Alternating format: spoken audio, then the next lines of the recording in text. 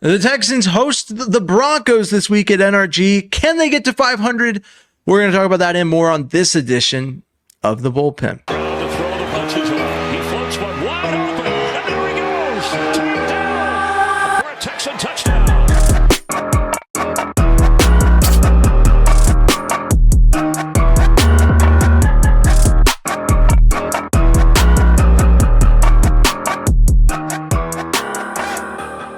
Hello and welcome to The Bullpen. As always, I'm James Roy, and with me is Tom Chapria. Tom, how are you doing today?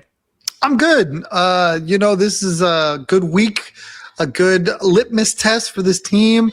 We've been up, we've been down. A win over against the Denver Broncos would definitely be noteworthy.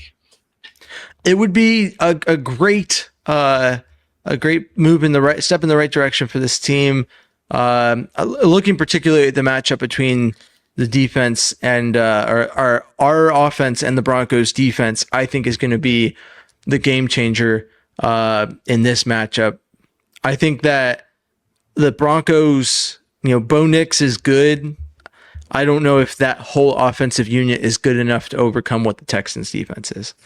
So I do think it's going to come down to whether or not CJ and Nick Caley has figured out how to call the offense, like whether or not CJ has legitimately taken steps forward in terms of how he navigates the pocket, whether or not the O-line is for real. This is going to be a real, it's not going to be like last week. It's going to be like a real pass rush coming at this team. And it's going to take a lot on every level for this team to step in. But what matchup do you think are you looking forward to in this game? I'm the other way around. I think it's going to be a huge challenge for this defense. I think when you look at what Denver's been able to do over the last 5 quarters of football, they've scored 70 points. So, I'm not a math guy, but that's a lot per quarter. So I really think it's important that the Texans, defense does a really good job, because I do believe, the Texans offense is really going to have to work hard to get points. So it's important that, they're still in this ballgame. If you look what Denver was able to do to Dallas, they basically just ran them out of the building and they just ran away and hid and, made them extra one-dimensional. And that just feeds into what the defense wants to do. If they know, you're going to have to throw the ball, they've got great edge rushers that can get to the quarterback. So for me, Troy Franklin, monster game. Cortland Sutton, another guy that has had monster games. J.K. Dobbins, Texas guy, lives in Cyprus. That's a dude that could get going. So I'm really hoping that the Texans defense has another phenomenal game and keeps them in this football game long enough for the offense to kind of figure it out. The Texans defense has had success against this Broncos team, so that's why I'm a little less concerned about it. I do think that Bo Nix is a better quarterback than Russell Wilson, so I will give you that, and that's why I'm not entirely unconcerned about it. Comparing it to the Cowboys game, right? Dallas does not have a very good defense, and their offense is phenomenal, and that Broncos defense didn't exactly shut down the Cowboys offense. They just did enough, and the offense took over. If the Broncos offense can't function, if the Texans defense steps up and shuts them down, it'll then be incumbent on CJ Stroud to overcome what is a very good Broncos defense. This is a team that has a really good rush with, I think it's Nick Bonito, who just recently signed an extension with them. They're going to be coming full throttle after this Texans team. The only reprieve I think they'll have is that Pat Surtain is supposed to be out this week, so that should be good. That brings up the question of Nico Collins' status. At time of recording, we're still kind of up in the air on that. It is possible he goes this week, but it's also very possible that he doesn't. How do you think that affects this matchup? If I didn't have any faith in the Iowa State Cyclones South, I would be concerned, but I think the Texans have a good wide receiver group that, you're never going to be able to replace Nico Collins. Like, the dude is a monster. But in the aggregate, I think they can. And they showed that against the Niners that, they can sprinkle the football to all these guys and have success. So, I feel like the loss of Surtain is probably more impactful for Denver than the loss of Nico Collins, even though that doesn't sound like it should make sense. I just have a lot of faith in the young guys. Yeah, and I mean, we've talked about the way that Nico Collins' absence affected last game. So there is that question of like Nico Collins returning. Does that kind of, I don't want to say ruin the chemistry, but like kind of throw a wrench in like how CJ's going through his progressions? Does it add a complication in terms of him maybe favoring trying to get the ball to Nico over going through his progressions and finding a wide receiver that's open? All very much things that I guess we'll find out when the matchup happens, but all valid questions, I think. Is the offense ready? That's going to be the big question. I've obviously mentioned a couple times this Denver pass rush. How do you think that this Texans offensive line matches up against Denver's pass rush? I don't. I really don't. I think it's going to be. I think it's going to be a tough challenge. I hope. This is where I feel like Nick Caley can do a really good job of trying to scheme plays to get CJ out of the pocket, to move him around a little bit, to help the offensive line. Because if they just ask him to sit back there in the pocket as a statue, I think it's going to be a long day for everybody. So, play action, bootlegs, that sort of thing is probably what I think needs to happen to help this offensive line deal with a really good pass rush. I mean, there's no way around it. It's not that they didn't have a good game last week or can't have a good game this week. I just think the level of talent they're facing now is another level compared to what they just faced. And we've seen them struggle with good pass rushes. Seattle had a really good pass rush, and they had no answer for it. And I think the answer now is to find a way to scheme CJ with his legs, just give a different wrinkle so that, it's not, hey, he's just going to drop back and we'll meet at the quarterback. Yeah, and I think that like you said, getting him moving, I think we talked about last week, CJ did a really good job of navigating the pocket when it did get murky. I looked to that play, the 50-yard pass to Woody Marks, kind of like CJ stepping through his progressions, taking what the defense gives and being blessed with even more in abundance in terms of yards. That's kind of what is going to have to happen in this game. I think that with the pass rush the Broncos have, the quick game is going to be something that's going to be huge. I think is Baker Mayfield a while back, they said gets the ball out in like under 2.5 seconds, and CJ was not quite doing that. But in the best games the Texans have had, CJ does tend to get the ball out quicker. I think this is the game against the 49ers is one of the few exceptions because he had such good pass protection and such little pass rush that he was hanging on to the ball and still, not really getting pressured to get it out there too quick. So that to that, point, I think it's something that could be tough to move past early in the game is, knowing that you're going to have that pass rush from the Broncos. It's going to be a little more effective.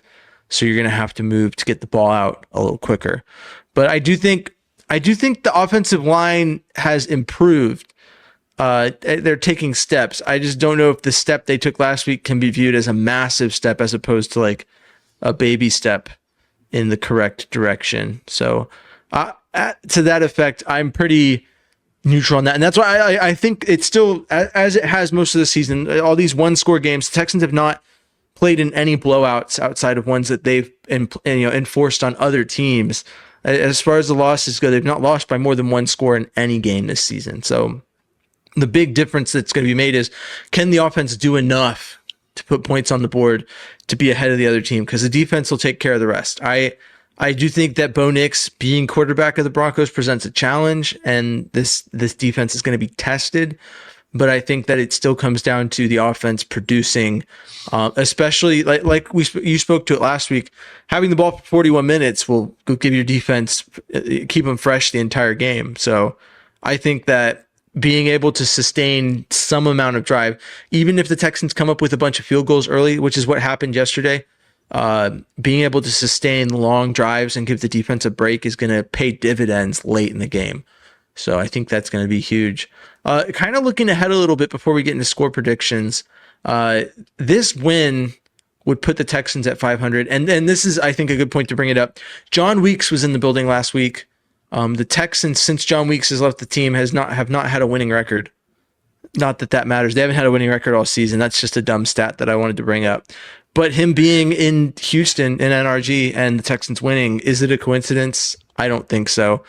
But I just wanted to try and find an excuse to bring that up. But this win would put the Texans at 500. So it's huge.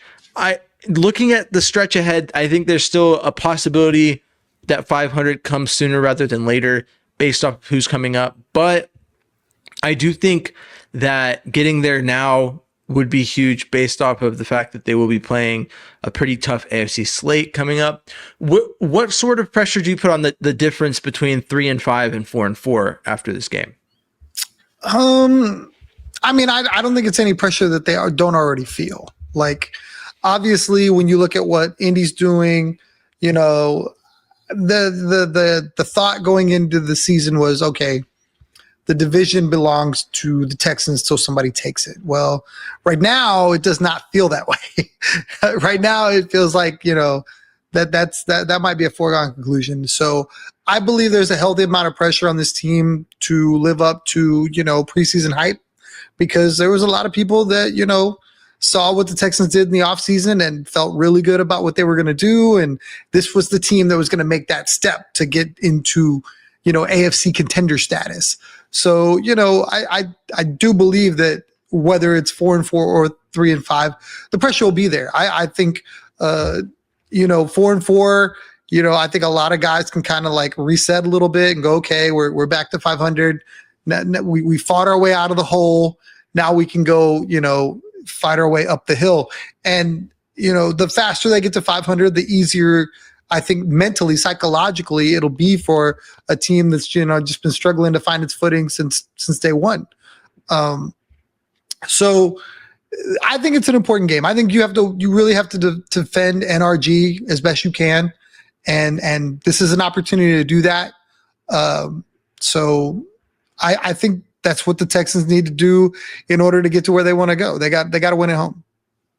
I couldn't agree more. I mean, I think that as tough as this defense is that they're bringing into town is going to be, this is a game that I think the win has more effects than just the confidence of a 500 record. I think that coming off of a win against a Broncos team led by Sean Payton that is doing really good things right now is a huge confidence boost going into a divisional slate that could very well be the difference. I mean, the Texans are currently 1-1 in the division. If things go right, they could, over the course of the next 3 weeks, rise to 3-1 in the division. And just in my, you know, personally for me, I've told people all off season when I predicted the Texans record, I predict them to go 3-3 in the division. So any win that they get above 3 wins in the division is huge for me, because it gives them a lot more leeway in terms of how many wins they have to get outside of the division in order to not just meet my score predict or my record prediction, but to get, you know, into playoff contention. It'll come into play when and if, right? We've talked about the Colts, and I mean, I'm not going to sit here and act like the Colts are not the best thing since sliced bread. I mean, they've been playing some really good football. I think I clocked it. I mean, I said, you know, it's a real shame that the Colts decided to start Daniel Jones, because I'd love to watch them flounder with Anthony Richardson at quarterback. But Daniel Jones was basically walking into Sam Darnold 2.0 with great offensive mind at coach and being a skilled quarterback. I don't think a lot of people would agree with that assessment on my end, but I mean, it's true. Daniel Jones has the tools to play quarterback really well in the NFL, and Shane Steichen has the offensive mind to make use of him. So I think that was always going to be where the Colts are at now. I think is maybe a little higher than I would have guessed, but not by much. I mean, I would have put them at a 5-win team at least at this point in the season, just based off of how they've played. But to come out of this stretch 3-1 in the division, there's a lot of things that could go wrong with the Colts. The Texans still have to play the Colts twice. Bear in mind that if they can beat the Broncos and win the 2 games after that, they'll be 6-4, and the Colts are 7-1 right now. If they lose a game, then the Texans would, you know, very easily be able to take the division back just by beating the Colts twice. So it's not, the division's not out of reach. I've kind of shifted my focus to making sure the Texans could get a wild card spot at this point, but it's not to say that there's a lot of football left to be played. And these next 3 weeks could very drastically change, I think, the way a lot of people view this Texans team moving forward. So I want to get into score predictions, but also if you have anything to say to what I just said, I would love to hear it.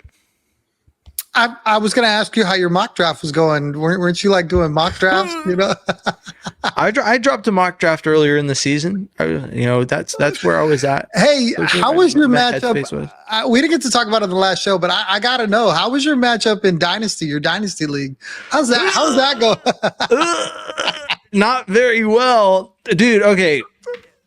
For everyone who doesn't know, we have the Texans Dynasty League. You got like Dylan Delgado, or who runs Texans County over on Instagram, and Houston Stressens and a whole bunch of other people. Me and Tom are in it. And I had the blessing of having Malik Neighbors on my team, and also had Tyreek Hill, who I had been trying to trade pretty much the entire offseason leading up to that season. And I want to say I had Joe Burrow. So the one thing I did for myself in that league that I think really helped me out was I traded Joe Burrow and got a solid package in return for him right before he got injured, like literally like the day before that game. It was so close that I think as the commissioner, I had to force the trade through in order for it to work because it wouldn't have processed prior to the game. No collusion there. Don't worry. I made sure everyone got to see it before I pushed it through. But losing Malik Neighbors and Tyreek Hill and just the injuries keep piling up, it's hard to field a good lineup in that league. So, but Tom, on the other hand, has quietly built one of the best rosters in the entire Dynasty League, and I think has a good shot at the championship this year. I don't know how Dylan won it last year. I mean, his team this year just looks absolutely miserable, but maybe he got a couple lucky shakes. I'm still in it. But I wouldn't mind not, because my max points for is so low. I could be like the 7th team in the league and still get the number 1 overall pick. So that would be crazy, wouldn't it? All I know is you play to win the games, and we went head up this week. It wasn't looking good early. I thought he might get me. I thought James might get me. He had a couple players go off, but in the end, the cream rise to the top. And we got it done. It's a really fun league. There's a lot of great people in it. And I need to bring it home for the bullpen. No wonder you're speaking so highly of Troy Franklin. He's literally one of your starting wide receivers. He put up 26 points this week. Crazy work.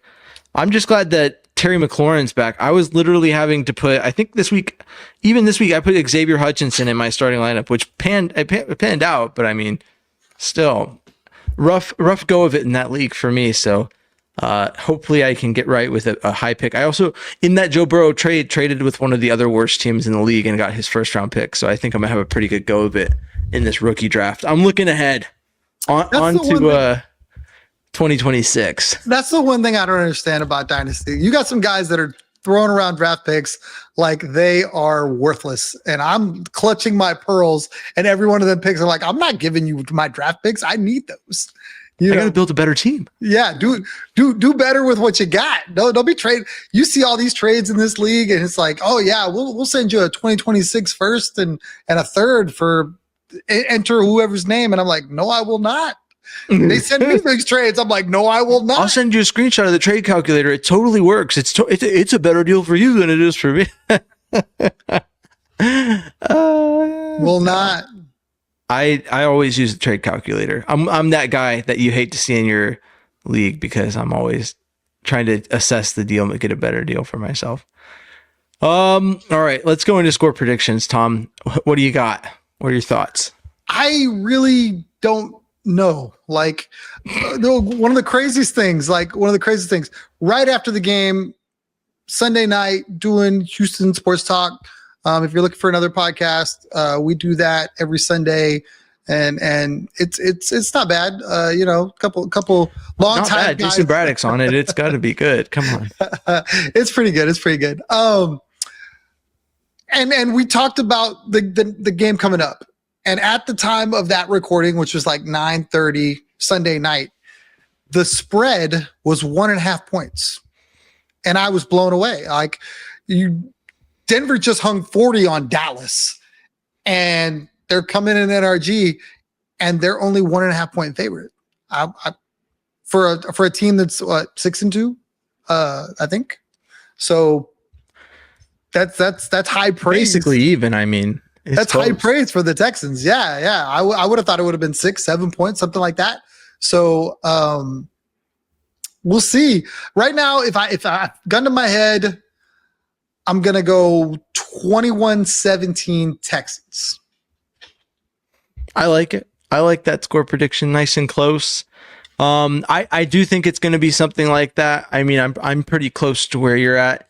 I like to keep it a little lower scoring for the Texans defense. I'll take their average on the season, go for a roundabout, go for 14, and I'll take the Texans to win 17-14. I think that it comes down to a last second field goal. It's going to be. I'm convinced this is going to be just a defensive. Just I wouldn't be surprised if we left the first half like 6-3 and just got nothing else, or 7-3, like something that fits my score prediction a little better.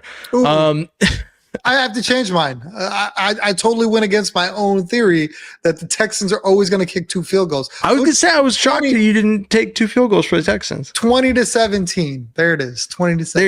There you go. I was like, yeah, I'll let you change it. It needs to be in line with how you view things. And they're going to give you 2 field goals off bat. If you're on Prize Picks, underdog, I think he's got Kalshi or something, and they give you like 2 field goal, 1.5 field goals for Kaimi, take it.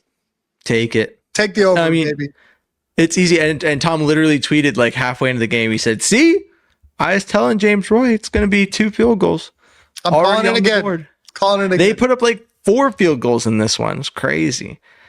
But I think against the Broncos, I wouldn't be surprised 7-3 or even 3-3, going out of the first half. 7-3 more fits my score prediction, because it's tough to believe that a team would score 3 points and then end up with 14, but it is possible. So I think going into the second half, to go for a storybook ending here, we'll have the Broncos up 7-3 or 7-7, or we'll have a 7-7 tie, because I want Fairbairn to win this one. And then early on in the third quarter, we'll see some back and forth. It'll make us believe that this is just suddenly going to turn into a shootout. Like the Broncos will get the ball to start the second half and just drive and just take the lead. And then the Texans will receive the kickoff and go right back down and score. And it'll be 14-14 for the entire third and fourth quarter. And the Texans will get the ball with like 2 minutes left, 2-minute warning, and just put together a methodical drive to just move into field goal range. It's not the most confident you've ever been in a field goal, but it is a dome, so Kaimi Fairbairn's liable to hit. And he'll knock home a 56-yard field goal as time expires, and the Texans will take the W in Houston, move to 4-4. I think that's the way it goes. I know it stresses you out. You're like 14-14, back and forth the whole second half. Oh, got to take your heart meds, guys. You got to make sure your heart's right before you go into this one. It's going to be a battle. I believe it. I 100% believe it. No, yeah. Well, with that, Tom, you have any final thoughts before we bring this thing to a close? I do. I really feel like this team is not that far away. I think they can lose this game and still be okay. I said that about Seattle. I'm going to say that about Denver. This is more about those teams being really, really good. I love, what they're doing to try to get CJ in a better place. I hope that continues. I think that, that's the path. As this offense goes, the Texans go for me from here on out. I think the defense is proven over 7 games. James likes to have those, barometers where they are. This kind of tells you after 7 games, defense is what we thought they were. And I think they're going to stay that way, barring injury, and if the offense can do just enough, they'll win a lot of football games. They are who we thought they were. That's right. No, yeah. I mean, I feel like, we have to bring up the defense and talk about it when we do, but they are exactly what we thought they were going into the season. So there's not like a lot to say unless they do really poorly. But even then, as much as there's just talk about how defenses are at a disadvantage, like in terms of the way penalties are called after the game, it's very easy to say, well, yeah, the defense didn't do good, but like the offense left him on the field the whole game, or the offense put him in awful field position. You can circularly reason yourself back into blaming the offense for the defense's woes, especially when you're a team that has such a great defense and a very mediocre offense. So I think that, like you said, it's going to fall on the offense. I think that the Texans will at some point this season have to realize that what they're doing against bad teams needs to happen also against the good ones. And once they do that, we can start talking about how deep they're going to go in the playoffs. So that is my thoughts on that. Thanks for tuning into the bullpen. Oh, hey, what's up? For all you youngins that didn't understand the reference that James was laughing at, go look up Arizona Cardinals, Danny Green postgame. They are who we thought they were, and then you'll get the reference. The Bears are who we thought they were. And we let them off the hook. We let them off the hook. So you need to have that context so you understand. It was if you've never sat and watched NFL Network and just seen all these old clips from NFL films, like playoffs, we're talking about the playoffs. You can't do diddly boy out there. Can't talk about the playoffs. James was like 7 when all these were happening, but they were really good. But it was really good, and I love watching those clips. I like going back and watching them. I can't wait. One of the things that I look forward to with a Texans Super Bowl win is the America's Game, like Super Bowl recap of the season, where they sit down all the players and they talk about what happened and go in depth on like moments that happened during that season. That I hadn't sat down and watched NFL Network like for an extended period of time in a while, but I would sit down for the premiere of that and I'd watch the whole thing all the way through, because that would be amazing. On personally. repeat. Oh yeah, 100%. All right. Well, this has been the bullpen, and I have been James Roy. You can find me at James Roy NFL wherever you get your social media. Tom is at Third Coast Tom on Twitter and TC Tom1 on Instagram. And we are the bullpen, the #1 veteran-run Texans podcast in the North American continent and beyond. Thanks for tuning in. As always, stay classy, Houston, and vamos Texans. Thanks for tuning into The Bullpen, a Texans podcast. Please like, comment, subscribe, and follow along for more Texans talk from The Bullpen.